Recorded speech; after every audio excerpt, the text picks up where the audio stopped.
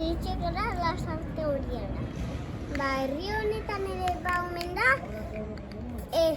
hain berezia den altxorra. Zabaldu dezagun da. Hemen.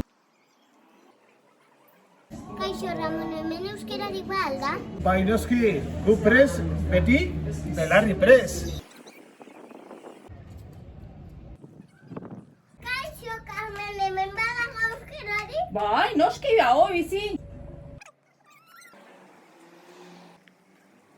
Kaixo, hemen euskeraz bai? Guk hemen euskeraz hitz egiten dugu beti, eta ez baldin bakite, erderaz. Baina lehenengo beti euskeraz.